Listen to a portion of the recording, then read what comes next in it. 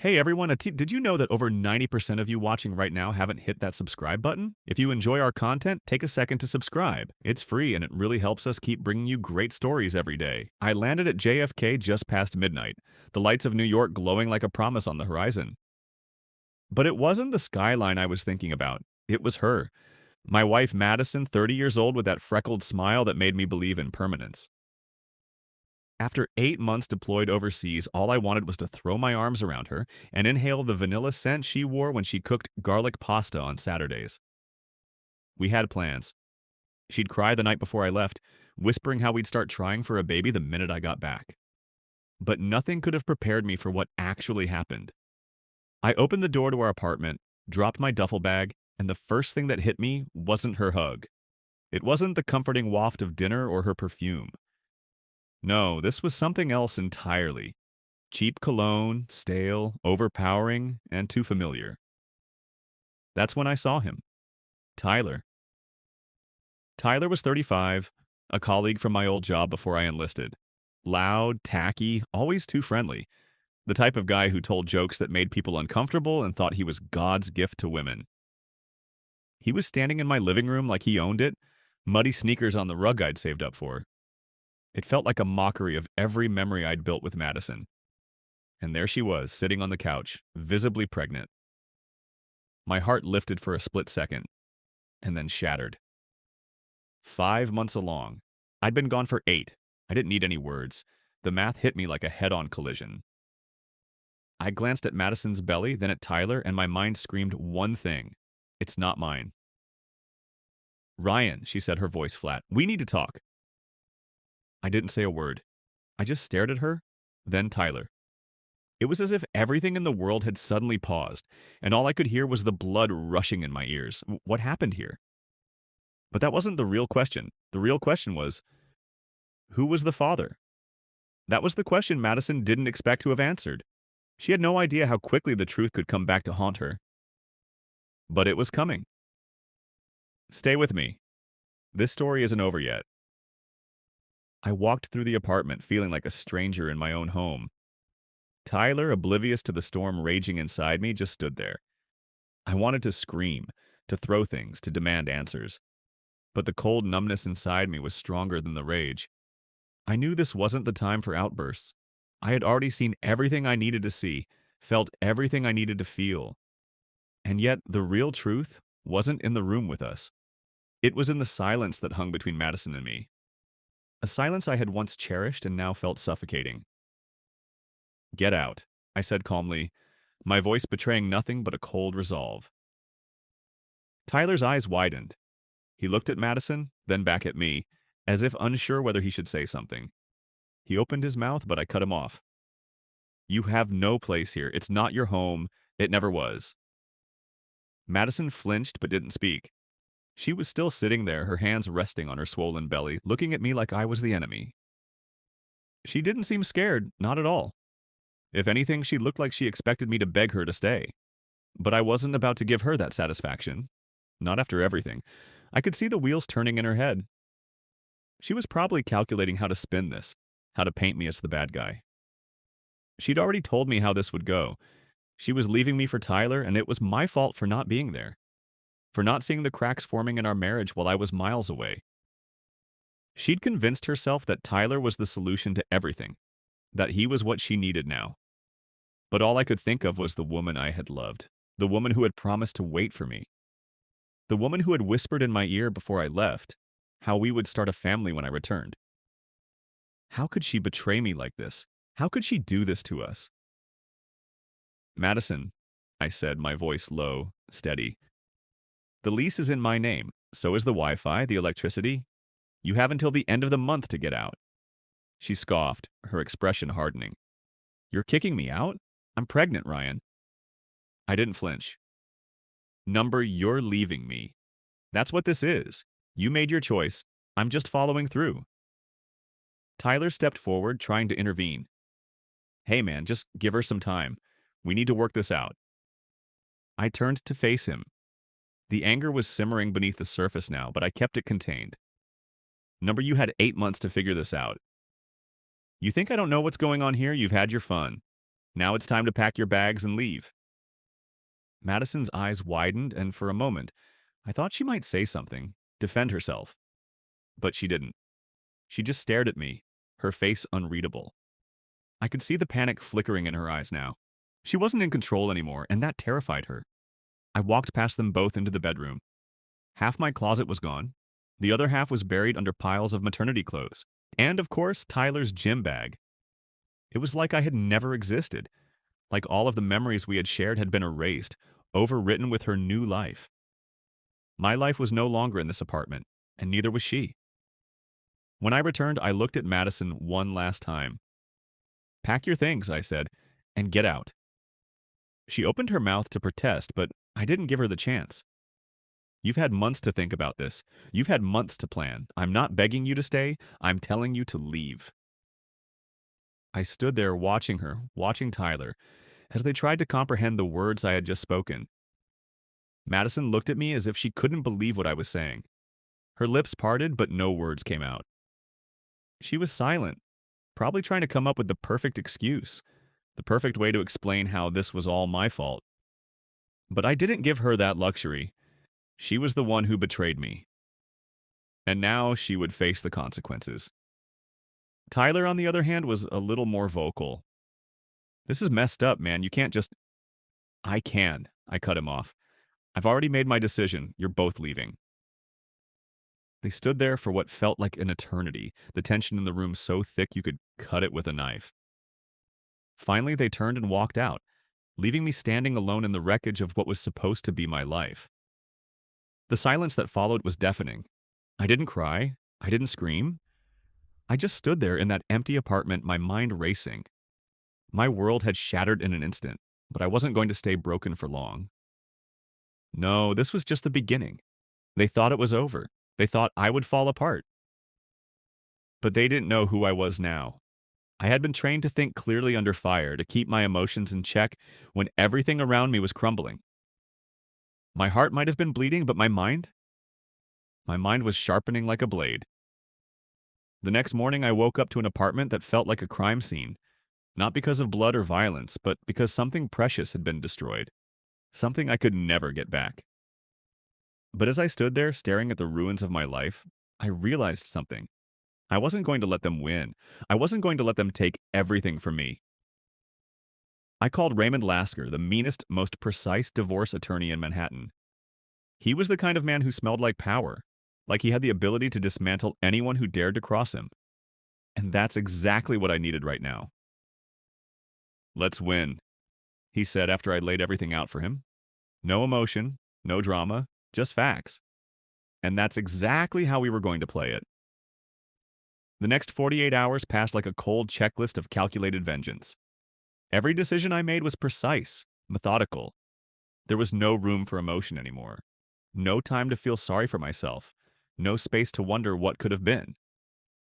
This wasn't about me anymore. It was about reclaiming control. First on the list was the money. We had a joint savings account, $23,100 in it. I moved exactly half, $11,550, into a new private account. I didn't touch a dollar more. This wasn't about stealing. It was about drawing a line in the sand. She thought she could take everything from me, but she wasn't going to take what I had earned. That was mine. Next up was the credit card. I had been the primary holder, and I knew she'd already started using it for her and Tyler's new life. I logged in, flagged the card as compromised, and ordered a new one sent to my new address. I wasn't going to let them live off my money, not anymore. My life was no longer funding theirs. The streaming services were next. Netflix, Hulu, Amazon, Spotify, petty maybe. But it wasn't about TV. It was about drawing a line in every possible way. I wasn't about to fund their late-night binge-watching and pretend it didn't bother me. I wasn't their ATM anymore. It was small, insignificant, but it felt good to take something back. Every little victory counted. Then came the lease. I emailed the management company, notified them I would be the sole occupant until the lease ended. I requested that the $2,800 deposit be returned only to me, and I asked for an inspection and itemization. I wasn't covering her half. She was gone, and so was any obligation I had to her. She'd used everything she could of mine, but now it was all over. The phone calls began, the first one coming from Madison. I let it go to voicemail. By the fifth message, I picked up. "Ryan," she said, her voice shaky. "My card got declined at Babytown. What did you do?" I stared at the crack in the ceiling of the Airbnb, listening to her desperation. "The card was compromised," I replied. "A new one's on the way to me." "You can't just cut me off. We're divorcing. We can't share finances anymore," she protested. "You have a new partner now, Tyler, right? I'm sure he can pick up the bill." She went quiet. She didn't like hearing the truth. She didn't like being reminded that Tyler wasn't the knight in shining armor she thought he was. But I wasn't going to feel bad for her. Not anymore. Not after everything. I wasn't cruel. I was simply done. "You should have planned better," I said calmly. "Maybe you should have thought about this before you destroyed everything. You wouldn't be in this mess if you had." The next call came from Tyler. "Hey, man," his voice came through. "I get it. You're hurt, but you gotta support Madison. She's carrying my child now." I didn't even reply. I ignored the call. There was nothing more to say to him. He was just a part of this ugly picture. I was done with all of it. 2 days later, I received another text from him. "This is immature. You need to step up. Grow up." I replied with a single line. "All financial communication can go through my lawyer. His number's attached. Good luck." But my final card, the one I had been waiting to play, was a call from Haley, Tyler's sister. She was a nurse, smart, no nonsense. I had always liked her. She was different from Tyler, real, grounded. She texted me, concerned after hearing his version of the story. I called her. "Are you okay?" she asked gently. I let my voice break just a little. "I don't know. It's just the timing. Madison said the affair started 4 months ago, but based on her due date, the math doesn't work. She's further along." There was silence on the other end. I could hear her processing the information, her medical background kicking in. She was trying to make sense of the dates in her head, trying to place everything in order. "I probably just got the dates wrong," I added, playing it off. "Deployment messes with your head." But I knew exactly what I was doing. I wasn't accusing her of anything. I was planting a seed that would grow little by little into something unstoppable. Haley knew biology. She understood timelines. She would start asking questions, and Tyler wouldn't have answers. And that was the beginning of the end. It took exactly 4 days for the quiet seed I had planted to grow into something monstrous. It was a Saturday afternoon, and I was sitting in my temporary place, eating cold pizza, watching reruns of The Office on my laptop. My phone rang. Unknown number. Local. I answered without thinking. "Ryan," Tyler's voice came through, shaking with anger. "You knew the whole time, didn't you?" I pulled the phone away from my ear for a second. His voice was raw, desperate. He was unraveling. I stayed calm. "Tyler, what's going on?" I asked, still in control. "My sister wouldn't let it go," he growled, his words coming out in a rush. "She kept saying the dates didn't add up. So I got a test done. A legal one. I got the results today." I waited. Silence. Then came the words I had been waiting for. "It's not mine," he said. "The baby, it's not mine." The satisfaction didn't hit me like a slap. It rolled in slowly like thunder before a storm. The truth was out, and Tyler had no place to hide anymore. He had been played just like I had. "Who is it, Ryan?" he barked. "Do you know who she's been sleeping with besides me?" I let the silence hang. I wasn't going to answer that. It wasn't my job to fix this mess. It was his problem now, not mine. "That sounds like a conversation you need to have with Madison," I said quietly. I could hear his rage building in the background. He screamed something incoherent and then hung up. I set the phone down, my hands shaking not from fear, not from triumph, but from the adrenaline rush after a long, quiet war. It was over now. The truth was out. Madison's lies had caught up with her, and Tyler was left holding the bag. But I wasn't done yet. The final piece was still in play. An hour later, Madison called. I let the first 5 rings go out. On the 6th, I answered and put the phone on speaker. He kicked me out, she sobbed, breath hitching between words. He threw my bags onto the sidewalk. He screamed at me in front of the neighbors. Ryan, he left me with nowhere to go. I'm pregnant. I pictured her standing there, the same woman who had stood in our living room weeks ago, cold-eyed and unapologetic, now stranded outside someone else's apartment, bags by her feet. The future she had built was crumbling around her, and she couldn't even see it. I need you to come and get me, she said, her voice desperate. This is your fault. All of this is your fault. I almost laughed. I couldn't help it. The absurdity of it all. How could she have turned everything around to be my fault? I didn't say anything for a moment, letting the silence speak for itself. So let me get this straight, I said, my voice dropping an octave. You cheated on me, got pregnant, lied to me, left me, lied to him, got caught. And now, because I didn't beg you to stay after you destroyed everything, it's my fault? She sobbed harder. Please, I don't have family here. My parents are in Indiana. I can't do this alone. You have to help me. I looked around at my new apartment, the one I had created for myself. It was clean. It was mine. And there was peace here for the first time in years. No chaos, no eggshells to walk on. Just peace. No, I said, my voice steady. That's not my child, Madison, and you made sure this stopped being my problem a long time ago. There was silence on the other end. I hate you, she whispered. I know, I replied. And I'm filing the finalized divorce papers on Monday. My lawyer will be in touch. I hung up, and for a moment I just sat there, staring at the wall. The ghost of our marriage hovered for a heartbeat, but I allowed myself only one breath of grief for the man I used to be. Then I deleted her number. I deleted Tyler's number, and I opened my inbox to an email from the property manager. They confirmed my move-out date. The $2,800 security deposit would be sent directly to me. Loose ends tied with precision. The next chapter was already beginning, and I wasn't going to be the man I was before. Madison and Tyler thought they had won, but in reality, I had just begun to write my own story. 6 months later, I stood on the balcony of my new apartment in Chicago. A hot cup of coffee in my hand, I watched the city wake up beneath a soft orange sky. It felt distant, almost unreal, like I was wearing a new skin that hadn't fully settled in yet. But it was mine. The chaos was gone, and in its place was something I hadn't fully appreciated in a long time. Peace. The divorce had finalized quietly. No courtroom drama, no drawn-out battles. Just a stack of papers signed and sealed. Madison's lawyer, if you could even call him that, had nothing to stand on.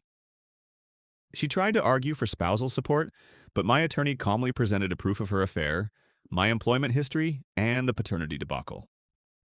Her request was dismissed in less than 5 minutes. I walked away with everything I had before the marriage. The rest was split, no strings attached. I hadn't spoken to Madison since that last call, but the universe has a way of whispering back the stories we try to ignore. Through a friend of a friend, I heard she moved back to Indiana, back into her childhood bedroom. Her parents were less than thrilled. Their golden daughter, who once bragged about her career and independence, was now a single mother, abandoned by 2 men and betrayed by a third. The real father, not me, not Tyler, but another man, Brian, a married co-worker she had a drunken one-night stand with before Tyler. When the paternity test came back negative for Tyler, she turned to Brian. He denied everything, lawyered up, and told her that no child of a drunken accident was going to wreck his family. He wrote her a letter saying he'd sue her if she contacted him again. He had a wife and 3 kids. He wanted nothing to do with her. She was left with nothing. No man, no love, no money. No one willing to catch her. Justice? Number.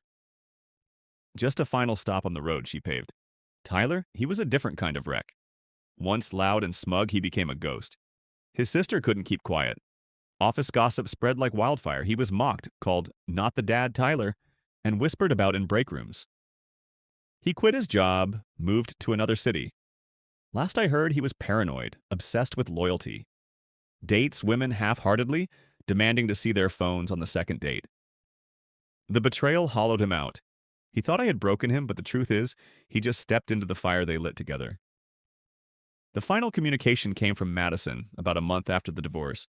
The subject line read, "I hope you're happy." I shouldn't have opened it, but I did. It was long, rambling, delusional. She poured out every hardship she faced: the living situation, the late nights, the colicky baby, the judgmental glances at church, the way her mother looked at her now like she was broken goods. She blamed me, said I turned her life to ash, said I was cold, said I let her burn when I could have pulled her out of the flames. But here's the thing, I did try.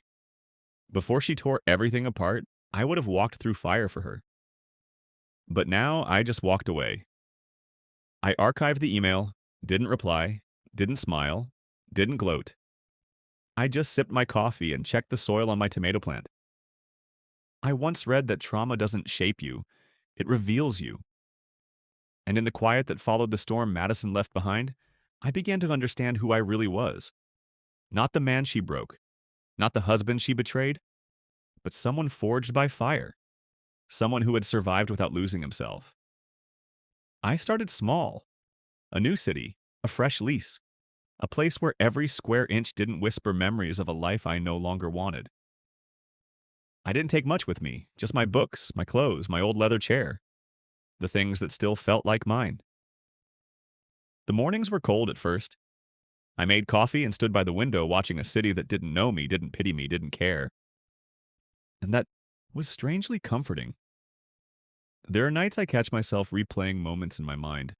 Her laughter, her fingers tangled in mine during movie nights. The first time she looked at baby clothes online, I let those memories sting and then I let them pass. I don't hold on to them anymore.